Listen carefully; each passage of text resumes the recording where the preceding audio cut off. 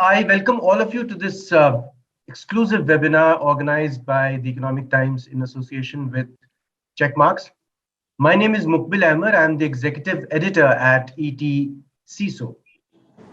First of all, I wish and hope that all of you are safe and secure. These are indeed uncertain times, and the uncertainties continue to linger. Now, coming to the topic for today's discussion, it is focused on how to future-proof your software supply chain management. In today's digital era, business and IT leaders face increasing pressure to accelerate digital transformation initiatives without compromising on aspects like speed to market, costs, and all of that. Now, with this, many are returning to modern application development in order to accelerate their digital transformation initiatives to support business growth. Now, when embracing modern application development, businesses are gaining tremendous agility. We see that happening. However, at the same time, they are also exposing themselves to software supply chain risks due to the ever-increasing use of open source software. Considering the fact that many of the recent attacks are software supply chain related, it is not surprising that Gartner has identified digital supply chain risk as a new security threat, and one that is one among the top 7 security and risk management trends for 2022.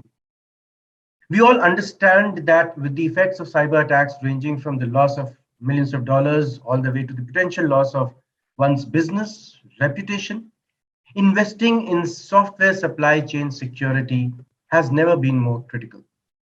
Moreover, the pandemic has transformed, in fact, deeply transformed the way we work. Organizations globally are leveraging technology to keep the lights on and empower employees with the capability to work from anywhere and anytime. In order to survive and grow, it is imperative for employees to work as a team and have continued access to information, even though they may be working remotely. Now, this has brought a host of security challenges in its wake, and the job of security professionals has become that much more difficult. So friends, in today's webinar, we will hear from industry experts about software supply chain risks and how best you can mitigate and reduce them. What is supply chain risk and why should it matter to your team? How can it be done differently to address visibility in DevSecOps and hidden risks? So we will discuss a plethora of such aspects related to the security domain today. However, before we delve into the subject, I would request Ori Bendet, Head of Product Management Checkmarks, to kindly present his talk. Thank you very much. So hi, everyone. Good morning, good afternoon. Let's get right into it, okay? So I'm the VP of Product Management at Checkmarks, and I'm going to talk to you within the next few minutes about one of the most burning issues that we see today in software development. So practically, open source is everywhere, okay? We have open source in our cars, we have open source in our enterprise software, we have open source in our smartwatch, in our toaster, everywhere we have open source. And a research from 2021 shows that practically everyone is using that, okay? 90%, which is like, 9 out of 10 companies are using open source. So it's practically everywhere. Now, if you remember, okay, this is a nice cartoon that was raised or shown during Log4j. This is how most software projects look like, right? There is this small project that somebody is maintaining and has been maintaining, and everything is built on top of that. And this is becoming the weakest link in your software supply chain. Now, late last year, we got a kind of a wake-up call on the risks of open source. And this is an outreach diagram of how many breaches hackers were trying to achieve using and exploiting Log4j. Log4j was announced as a 0-day late last year in December, just before most of the Western world was ready to leave for Christmas break. Log4j is one of the most common logging framework, which is open source for Java. So practically any company in the world was affected by this. And I think it really shows, and it was a wake-up call for the fact that open source is great, but it doesn't come without any risk. Now, why is open source becoming so popular? Simply because the way that we changed how we develop software. If in the past it was all about us as the development team doing everything, right? It was a huge monolith. I would develop everything myself with some open source here and there. What we see today in the modern or the cloud native application development is the fact that it's no longer about building everything our own, but it's mixing and matching from existing areas. And one of those main areas that we can reuse and not write everything ourselves is open source. And we in Checkmarks, we call this approach Legolizing. Why? Because just like when I'm building my Lego set at home, this is the way that I'm developing my software. I'm not developing everything myself. I'm simply taking existing code, whether it's from third parties, whether it's from cloud services, from external services, breaking them down into containers, into microservices, and making the whole set, the Lego set, which is now my application. Now with open source, okay, and here are some quotes from analysts. The fact that open source systems are open by design is something that right now attackers are taking use, and I will elaborate about how does it look and what are the new type of attacks. And you can see here, this is from IDC, where they're saying that bad actors, hackers, malicious attackers have identified this new attack surface, which is the software supply chain, and it's now becoming their preferred attack surface. And Gartner is also saying that we see a huge increase in those numbers of attack, and now they see more customers asking for what should I do, how can I do, and why do I even care, or how important, or how can I remediate, or how can I mitigate this risk. And this is exactly why we are meeting today with this panel to help you answer those questions. Just to give you some explanation on the whole supply chain, let's call it ecosystem. In most cases, up till now, what most of the vendor and the market is referring to is this area, okay? This area where it means that you should look for malicious activity in your open source packages. Okay, it means, and I will show you some examples, the fact that, okay, I'm using a third party. It can be a package or a library from NPM. It can be from Nexus, any other repository or artifactory, and it has some malicious activity. And this is what most people talk about, and this is what it's called dependency threats.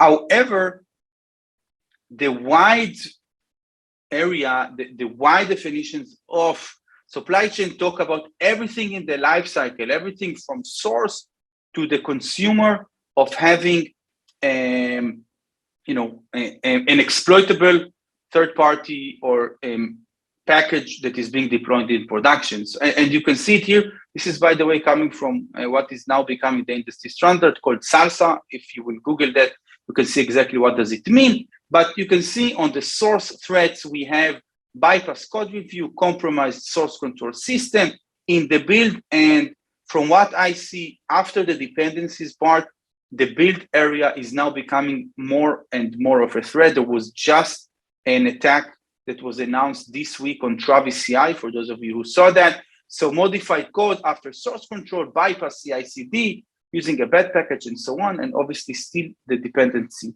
threats. Now, as I mentioned, open source ecosystems are designed to be open, right? The definition is the fact that everyone can contribute, everyone can review, and everybody can be part of the community.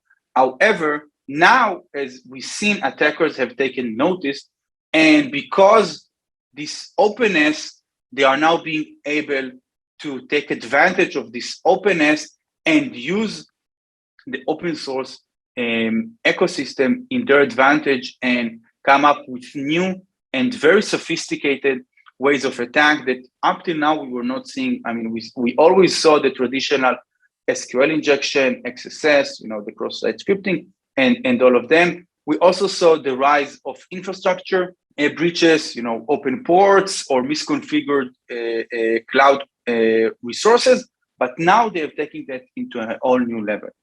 And I will finish with just giving you some example of what our researchers here at Checkmark saw of new types of attacks. And then we will open it up for discussion, and we can definitely discuss, and we will help you understand how better to prepare and what you should be aware of. One of the example is taking a good package and exploiting it, putting some bad behavior, exploiting the fact that most of the developers don't really notice and simply automatically upgrade. So, here in this case, this is something that you can see from late last year, the UA parser for JavaScript, one of the most popular NPM packages, simply doing some malicious behavior. And this is a completely legit NPM package that is now being exploited by malicious hacker. Other examples, that simply very popular packages that are being exploited and additional tactics. And you can see this is something that is called account hijacking. Attackers are now able to hijack contributing accounts and simply post on their name malicious packages and compromised packages. And again, because nobody really checks, automatically the problem is most of the developers will simply update to the latest version, or not most, but some, and then it's almost impossible to remediate because it can happen in a matter of minutes, and then the malicious activity and the malicious code will reach production, and it's fully exploitable by using the malicious package or the malicious version in this use case. This is another thing, and our team is doing tremendous work. If you're following the Checkmarks social media and our blogs, then we also see that attackers are trying to behave just like normal and regular contributors, and they are also writing bugs, as in functional bugs.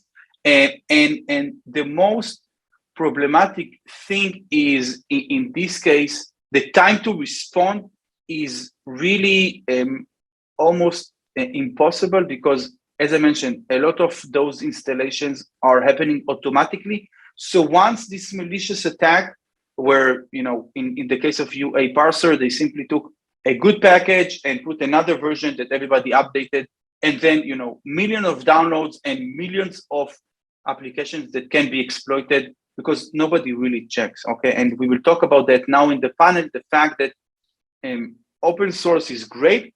It starts free, but it doesn't remain free because you have to maintain it. So with that, this is what I wanted to share with you.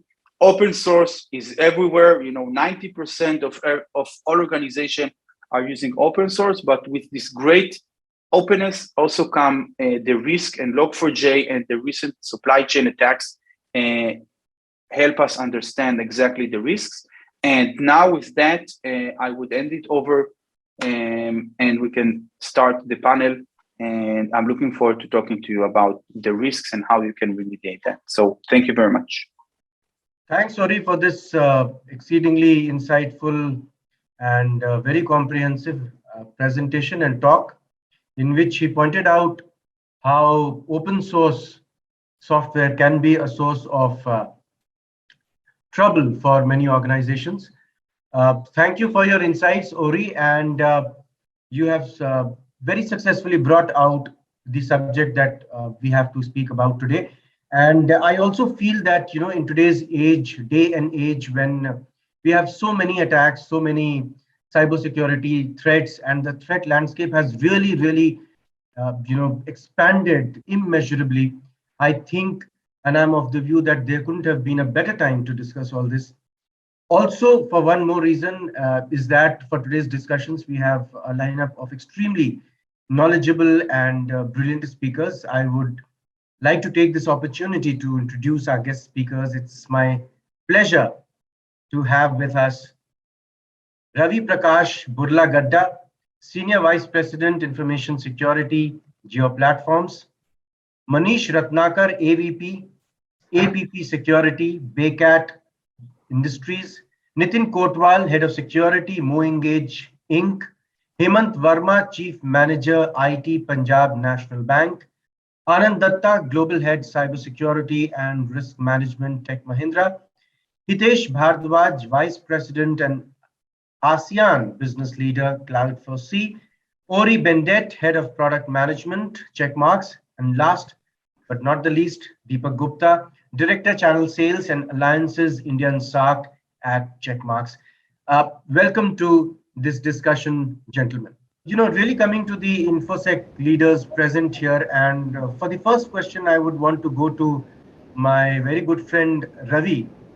So Ravi, as organizations adopt modern application development, we see that many have turned to open source code to speed up, their development times. And open source code like Log4j vulnerability has caused a lot of distress, and we already know about them, to organizations globally. Now, it would be great if you could share, if your organization has taken any necessary mitigation or remediation plan to address flaws like this. Yes, as you know, that last 2 years is a digital transformation and cloud transformation across all the entities, and especially for geo platforms, as we have solutions across and as we have multiple environments, and we have to enable developers, our employees, our partners, different teams, traditionally lower environments and production environments. This transformation will mandate us agile methodology, giving the opportunity to all the developer community to have a shift left thought process and to deliver the solutions in agile way. So keeping in view of the pace of the this transition and do about that, we are preparing ourselves, and we are doing last 2 years, we are working on the DevSecOps journey, embedding security tools within DevOps pipelines. We are enabling all the developer community so that they have the security tools at early stages itself. Yeah, we evaluated multiple tools, and then finally we zeroed down the Black Duck. That's one of the solutions we are using for the open source compliance perspective.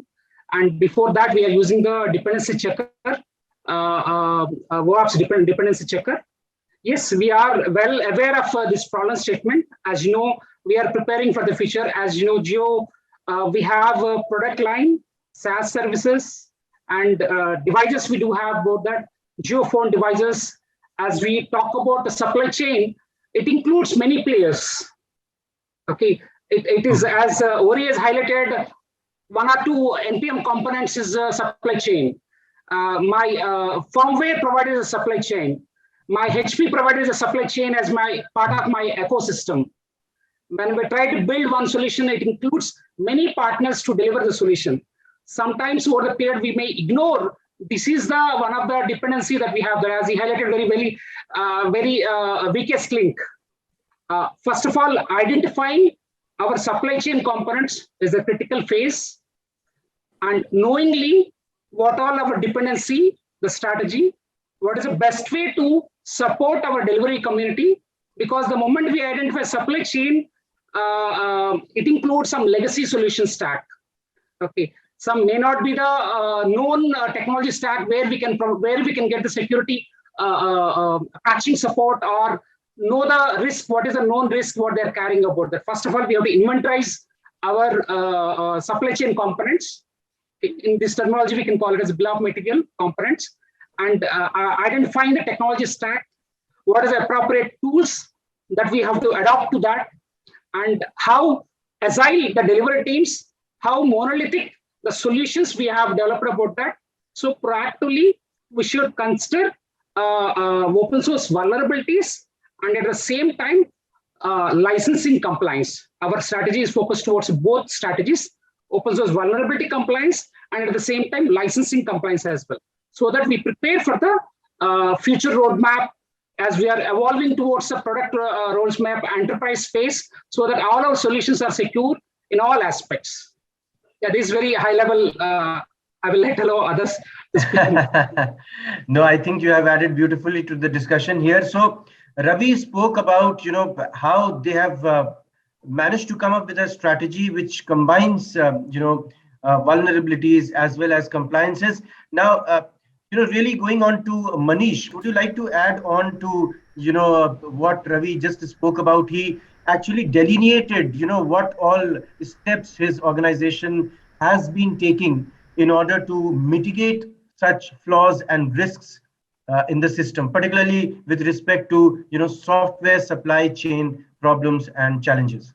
Thanks for inviting for this session, and I would really appreciate all the panelists being on this session to and get the insights about the cyber security threats and scenarios.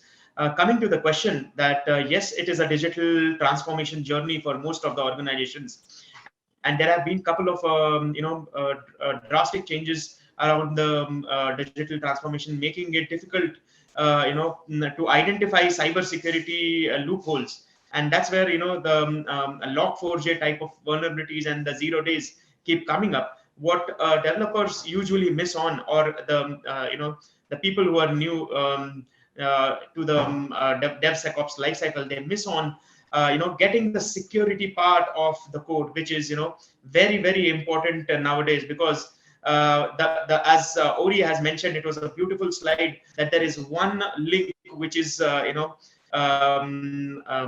broken link, and that is even if you are digitally transformed and you have all the DevSecOps in place, but if the one link is broken, it can be easily exploited, and the entire digital transformation journey will go for a toss. So yes, we've taken precautions, we've taken necessary steps for ensuring the vulnerabilities like log4j are identified. And during the secure code development, we have ensured that such kind of vulnerabilities and exploits are identified in the open source as well as the commercial source code that we are using. Techniques use shift left approach to identify these vulnerabilities and have remediations and mitigations planned immediately, so that there are no exploits to the code, or there are no further damages. Commercial tools have definitely helped us to a lot of extent, wherein in the shift left approach and the DevSecOps lifecycle, we have implemented the security posture, making it compliant towards international standards, and also ensuring that the code is secure from all kind of exploits and vulnerabilities. So in the initial stages, when the developer is developing it, we ensure that there is a shift left approach followed to identify the exploits and vulnerabilities, get it remediated, and then move on to the next step. Even if there is a minor or major change or an emergency change deployed, irrespective of the code being scanned, we ensure that it is immediately validated, and then the vulnerabilities are identified and remediated. So that's the approach that we follow to ensure that these kind of exploits are identified in the early stages and remediated immediately. And Checkmarx has helped tremendously for this identification, detection, and remediation. Wonderful. This should sound like music to the people from Checkmarx here, that the company has been able to help enterprises really remediate these and prevent these occurrences. Very important inputs coming from Manish. Now, my next question is to Hemant. So Hemant, we see that cyber attacks are increasingly getting sophisticated, as we can see from the log4j incident, and one of the aspects due to which this is happening is probably blind trust on open source software. So my question to you is, what are the basic hygiene and forms of defense that you and your team have implemented to ensure that that your software supply chain is safe? And how do you go about things like gauging the quality of code, its origin, or the inherent vulnerabilities in it? Hemant? Yeah, good morning. First of all, thanks for inviting. Very interesting topic. And for us, being a public sector bank, we are not much in cloud and open source yet, being in regulatory rules and regulations. But still, we are having a lot of application directly procured from OEMs and a lot of in-house development. And since we are dealing with public money, so we have to be very cautious about our software development part and whatever software we are procuring. So for that hygiene and mitigation and for control over the software, we also have our internal check and balances. First of all, we take proper certificate from the OEMs that the software which is supplied is properly tested and audited. And we also do our own internal audits, source code audits, regular VAPT, EAPT, all kind of tests. We have our own internal tools also, like Mr. Manish said. We are also using proper tools for doing this. And we ensure that all the regulatory appliances, like the regulator is very tough on nowadays on this application which we are using. Accordingly, we follow the rules. That is the way we are finding. Right. So Hemant has really pointed out very interesting and very important steps, which included aspects like certification, audits, in order to really mitigate such flaws or problems in software supply chain issues. Now, really, I would want to ask Ravi for his inputs on this question as well. Ravi, how do you gauge the quality of code, origin, vulnerabilities, and all of that? Yeah, when we use these open source compliance tools, it will give the score as well. Yeah, we'll come to know about the CSS score, how vulnerability is, how exploitability is. Okay, what kind of vulnerability is there? Is there any open source providers available? Are there spinning of the packages, versions regularly or not? There is a different attributes they do provide about that. One is the repository is active, the community is active, the players are, the contributors are active. That's one metric. And the vulnerabilities, what is the alternative, how to fix it immediately on the fly? Or one is vulnerability perspective, license compliance perspective. We have alternative packages to fulfill this one. While selecting the packages only, we have to do these due diligence so that we don't have end up into after 2 years, 3 years down the line, there is no support coming from this particular package.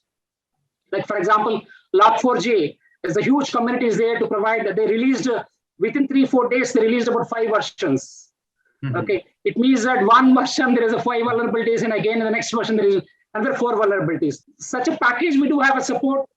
When we have a laundry list of so many packages, are we going to get the same kind of support from all the packages that we use, that we rely on that? That is a due diligence, that is a strategy that we have to introspect ourselves for all entire solution stack. They have to inventorize, they have to list on what is their support model. Even if it is an open source community, who are the competitors? They have to regularly track about that. When was the last time the package is released? Is it 3 months old or 1 year old? These are the metrics consciously we have to do about that, and we have to flag out those packages which we see that they are turning out to legacy. So that we have to prepare our development community to plan for alternative packages, to evaluate, to think about that, or to prepare for the risk. These are the few tips that we are following it, that we are, as you know, that aligning to that, this itself is now, as Manish was highlighted, making sure that shift left journey, adopting the shift left journey, that is our focus area right now. Okay, the first one is making sure that every delivery team, whether it's the internal SAP team or SAP CRM team, TIP4 team, whether it's public facing applications, whether it's a SaaS service model team, whichever team it is, we are mandating they have to use the CI/CD adoption. They have to introduce the tools at early stage in the development side, so that we are giving the tools to their IDE, so that they will find the vulnerabilities at the IDE level. And when they try to put into the source code repositories, we do the automated scans. When they try to build it in the CI/CD, we run the scans at the toll gates, security toll gates. By depending on the scores, we can allow them to go to the next phase in the deployment phase or not. Very interesting, Ravi, and you have pointed out very significant aspects. Now, really want to go to Deepak for his, inputs on, something like, we have seen Ori also speak about it, and industry leaders also speaking about it, basically about DevSecOps and the criticality that is there of balancing developers on one hand, security teams and operation teams on the other. Now, how do you juggle with this within your organization? Deepak, your inputs?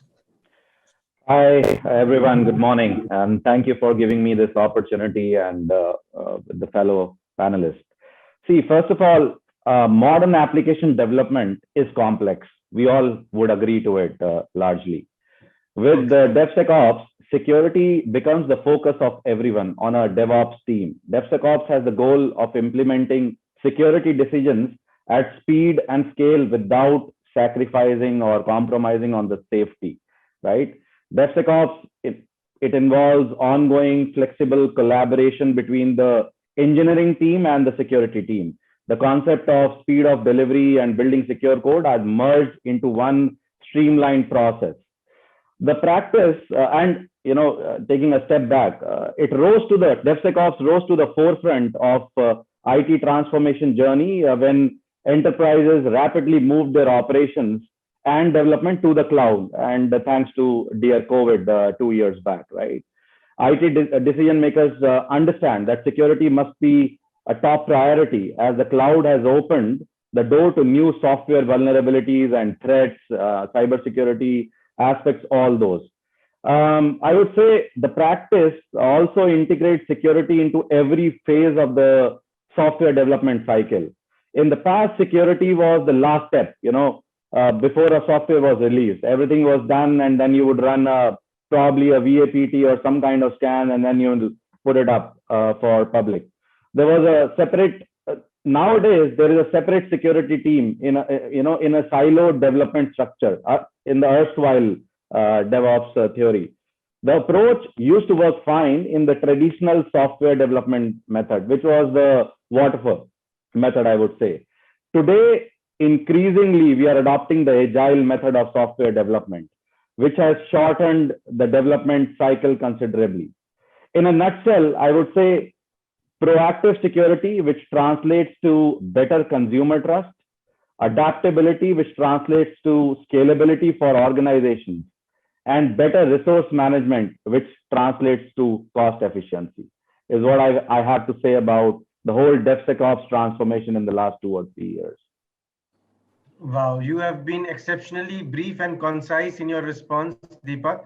I really appreciate that. And I particularly liked your sentence when you said, thanks to COVID.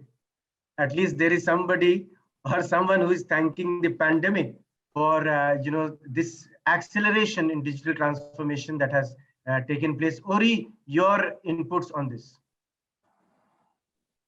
Yes, I think Deepak touched a very important point, and COVID is actually is now called the digital accelerator of the century. With research shows anything between 6 to 10 years in progress of digital transformation, which means that we have more software that is being developed by companies, that thought they will get there 5 years from now, and like COVID was a wake-up call, and now everyone is doing software.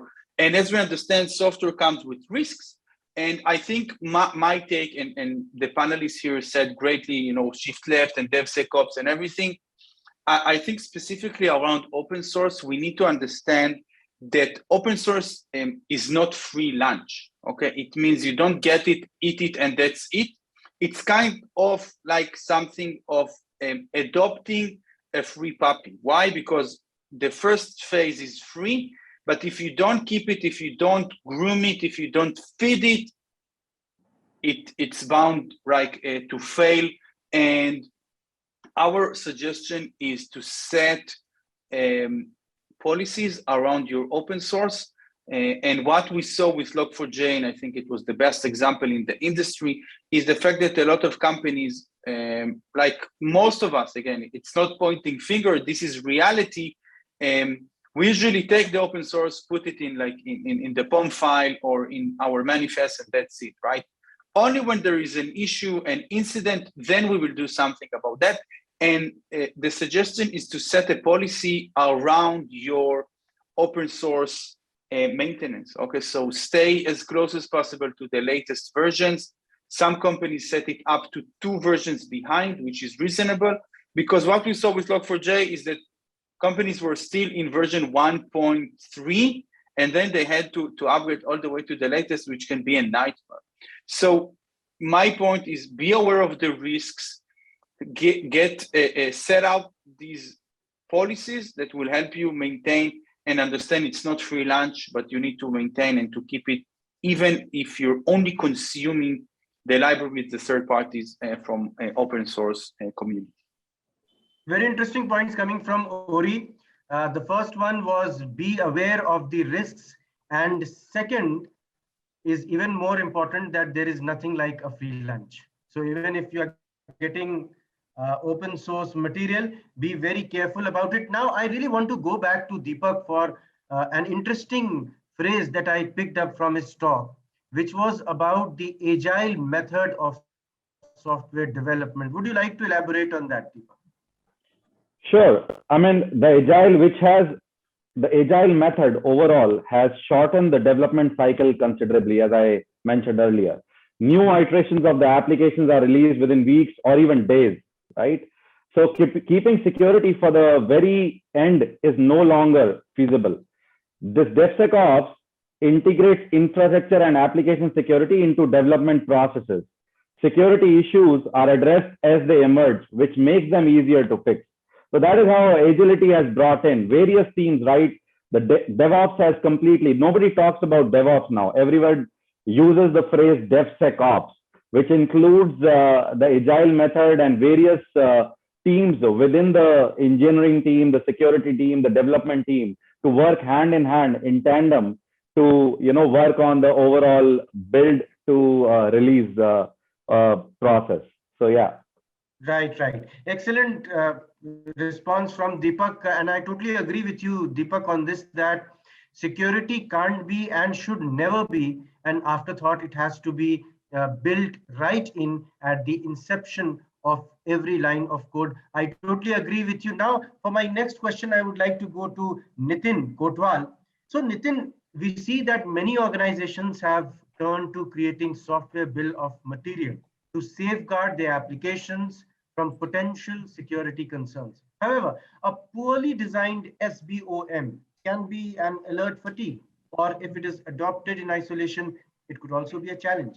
Can you share what would you see as the best practice to implement such a tool in your organization? And in your perspective, who should own this process? Nitin? Thanks for inviting me, right, on this specific talk, right, and introducing with the expert advisors from multiple industry veterans up there, right, on that front. Okay, when we talk about the DevSecOps, right, and the answer lies in that particular terminology itself. DevSecOps is a combination of development, operations, and security. Now, to handle the SBOM or the software bill of material, the responsibility lies in all of these 3 departments altogether. Now, where the developer team is responsible for maintenance of the code, so whatever the open source component they are making use of it in their code chunk, they are responsible for it. DevOps team is responsible to handling the CI/CD pipeline.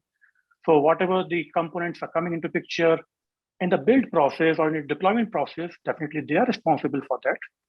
And then the security team, which is primarily responsible for defining the quality gates or maintenance of quality gates, auditing and approving changes at the appropriate level itself, right? Now, when we talk about the software bill of material, so there are 3 sources of truth, which we really rely on actually. The first one is the version control file, which is definitely in your code repo, right? Now, for that specific package which you're using or open source package you're using, you need to have a dedicated utilization strategy in place. Like you can't directly go and adopt any other package. You need to check for the reputation of it. What are the internal dependencies of that particular package? It says what is the update cycle of that particular package, existing vulnerabilities, on all of these things needs to be considered on that. The second part of it is the functional risk, which is associated with that package in your application. Now, you're making use of that particular package to expose it on the public interface. Definitely the risk is quite high. So we try to adopt it primarily for the internal services, internal packages, so we can reduce the risk, overall risk there.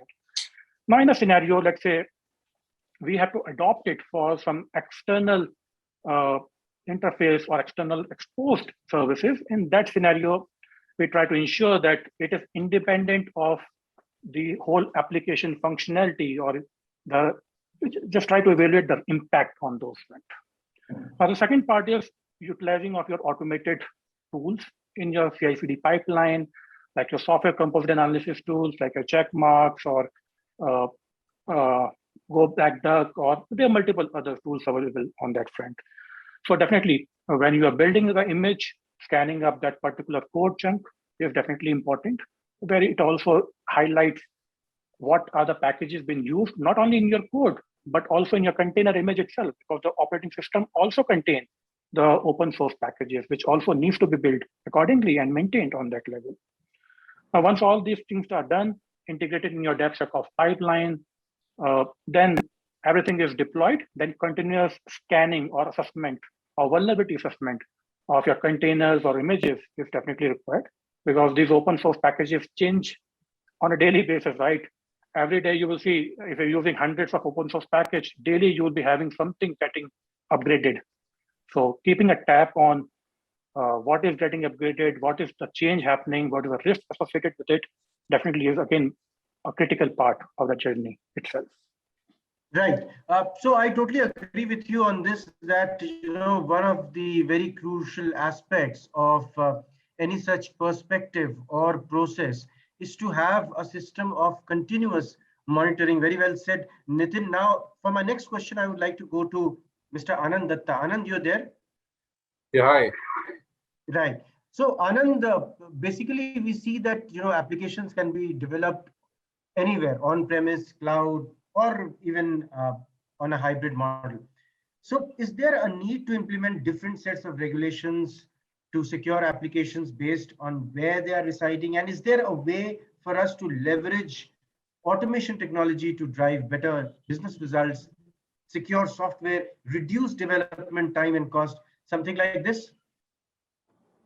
Absolutely. Thanks. It's a great question. So first of all, thanks for having me here, ETCSO team, Checkmarks team, and sharing the stage with such an elite panel, and great thoughts shared by Ori and Nitin and all the team in the panelist.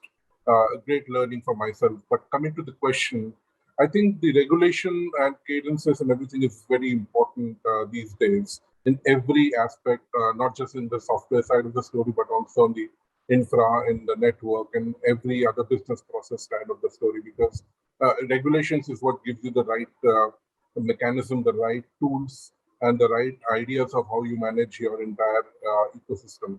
So from an application or a software supply life cycle, if you see the regulations like, for example, OASP, which has got its application security verification standards, ASVS, they call it, right? Which talks about tools and resources. It talks about community and networking. It talks about education and training, right? So these are the things which are covered in an OASP. So definitely this would apply from a regulation standpoint, from an OASP side of the story. When you move towards, say, public sector, then the applications which are moving towards having public sector solutions fulfilled, they would be regulated by a NIST framework, which is coming under the NIST special publication 800-218, right? So similarly, in the ISO side of the story, for ISO 27034, it covers application normative framework, right? So I think these different controls like CIS and all, and for example, PFP, how could I miss PCI, right? From PCI DSS standpoint, anything which is in the payment card industry, if the application is towards that, the code should be from day one should be regulated so that the code is also taken care of from that standpoint. So I think it is very important for these different regulators to keep upgrading their suggestions, their best practices, their key tools and strategies, how these different tools should be catered to. And from an overall standard maintenance standpoint and these different softwares being talking to each other at different layers, because if we talk about from a software supply channel standpoint, there are at least 4 to 5 different tiers which comes in, right? And if every tier is not maintained, if they don't comply to a regulation, at the end of the day, it would be chaos because you would not know where to put a stop to what kind of solutions. And I think that's where it is important. It may not be a very geography-based regulations at times because software in every geography is the same, but it's more towards the intended use of the software, how it should be regulated. That's very important. And I think very important points which my other panelists also shared from an SDLC standpoint, I think these regulations and the adherence to these regulations and these compliances should be from the very first stage of the CI/CD pipeline, and they should always be in their whole life cycle. Right, excellent inputs from you, Anand. Now, I really want to, stick to you for some time, and you have spoken about a number of factors which are, largely responsible for supply chain vulnerabilities. What exact, factors or aspects do you think are also responsible, like things like, unvalidated cybersecurity, hygiene of vendors and suppliers, or poor patching, things like those? Yeah, I think the idea behind the different software vendors and different tiers which comes in play to create a full functional software, because these are basically functions, right? Which are processes which are talking to each other. So if you don't know, for example, my good friend who spoke before me, I think Nitin, we talked about the SBOM, right? If there's a one process, one application which is not sure where it fits in the whole cycle and where it should be talking to, then it is a chaos, because end of the day, you would not know that once there's a hack or there's a breach, where all at different places in the software lifecycle I should go and check for that particular code, that process, and kind of remify or rectify that. So it is very important from that aspect to keep looking at these different aspects of softwares talking to each other and the processes being maintained, right?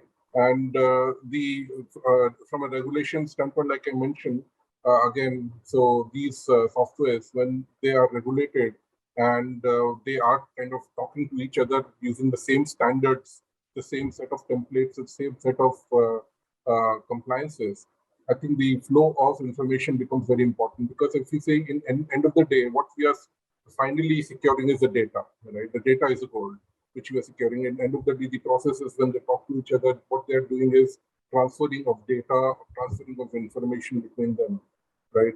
And if this data in transit is all governed well between these processes, and they know how to kind of do a role-based access control and how do they manage the flow of information between different processes, that would kind of solve the whole purpose of this software supply chain. Right, excellent response coming from Anand. Hitesh, are you there? Yes, I am. Oh, wonderful. Hitesh, your thoughts on this? What are the major challenges that enterprises face while really trying to thwart, software supply chain vulnerabilities and such problems? Thank you. The oldest methodology I think most audience can relate is the people process technology, or PPT framework, right? If we were to put this entire secure SDLC or DevSecOps or the entire methodology of security, by design into the people process of technology, and these are the three pillars which affect this journey, obviously, right? Picking up the foundation, That's where the challenge comes from technology standpoint, right? So as Ori mentioned, and I think he will find it as a music, that the tools which empowers the entire cycle, right, entire life cycle of the secure SDLC, starting from the integrity of the code, clean code, package integrity, SBOM, and the entire integrated stack of tool chain definitely creates a visibility. And generally you'll find the enterprise struggles with the visibility, because we live in the world where the things are not static, right? The organizations are going through the M&As, so they are inheriting the supply chain or the softwares which were not built by the team who's operating today, right? There are iterations happening, so you have new brain coming up and becoming a part of that the development team. So it's a constantly moving and challenging world. So visibility, any tool or technology which helps to get a better visibility, bring more automation in each cycle of it, right? As you picked up one of the stance that security should not be an afterthought. So let me bring it over here, that security is not absolute as well, right? So a clean code does not mean a package integrity, and a package integrity does not mean the CI/CD won't have any issues. And if we sail through this, it all does not mean that you will not have an operational issues in the infrastructure world, right? So the complexity lies in the details, because these are very diverse set of tools and technologies coming together. Now, one of the fellow panels have added a lot of details about the other aspect, but I think one critical component, which is foundation for this entire outcome, which is the absolute security, try to get a better security on your software supply chain, is the people aspect, right? And as I mentioned, right, if your processes and tools are there, but if the people are not trained to use them, and if you're not reinforcing it, that's where many of these breaches happens, right? So although it sounds very foundation, I think the panelists would agree a lot of breaches happens when a process was there, a tool was there, but was not effectively used by lack of training and all. And I'm sure the Checkmarks team would appreciate that. And, I liked how they have actually incorporated the platform of giving a sandbox and training the people on an environment where you can simulate a SQL injection and get your people trained. But from the top down, from the executive standpoint, what I found is very important is the constant reinforcement and messaging from a top-down approach, not just the CISO, but the CXO level. And it's a reinforcement that the security matters. And while the KPIs on the software delivery is more time to market, but the security cannot be taken granted any given day, right? Any single release cannot compromise the entire process. So that's where training your people, making sure they're reminded that the tools can be found out if required, right? The processes can be created, but as long as the people involved in the entire lifecycle remembers their objective, that security has to be part of everybody's responsibility, I think the goals would be achieved more. Absolutely wonderful points coming from you, Hitesh. In the sense of time, I would like to quickly ask a question. There was a question about the process. So yeah, we saw even if the process is there, what happened with the SolarWinds? That large ton of organizations using SolarWinds were affected by it, and nobody had the capacity to analyze it.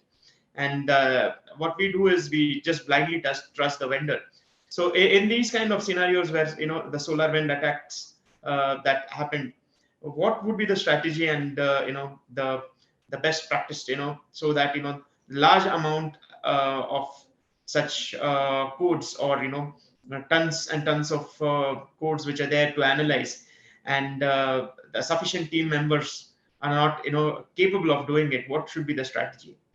Yes, so one of the trends that we see, and by the way, on a side note, SolarWinds was happened due to two things.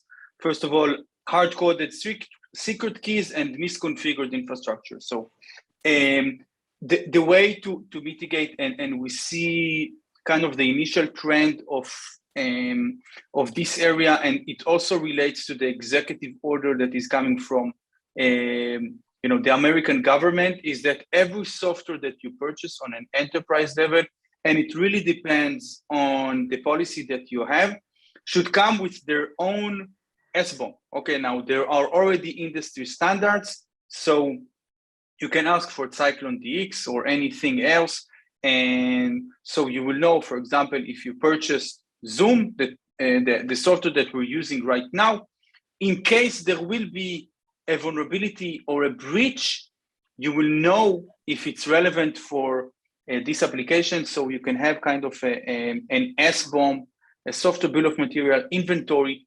So it will be much easier. I suspect we will see more and more innovations around there. It can be either as a subset of the current open source analysis, or really as its own standalone solutions that will be allow you, just like where you have your CMDB to manage your IT inventory, same will be to your software. So it will be anything between SBOM, inventory, to catalogs, to anything like that. I suspect that over the next year or so, we will see more and more either vendors or startups that will invest in this area. Wonderful response coming from Ori. And in fact, I was suspecting long back that, we are having a discussion on software supply chains, and the solar winds topic doesn't come up. It was seeming highly unlikely, and it has finally made it to the questions. Gentlemen, and it has been a really wonderfully insightful talk. However, in the interest of time, we will really have to wrap this up, although I do think, that there may be lots of queries and questions about this very important domain and about the burning issues that are there, which only goes to show the level of interest and excitement that there is among the senior cybersecurity professionals who form the August audience here. However, we will have to call it a wrap. I would request all of you to get in touch with the representatives here should you want to, persist with your questions and queries. Alternatively, you could also get in touch with us. Thank you all for joining us today, and have a great day ahead. Thanks a lot. Thank you. Bye, everyone. Thanks, everyone. Thank you. Thank you, everyone. Thanks, Ori.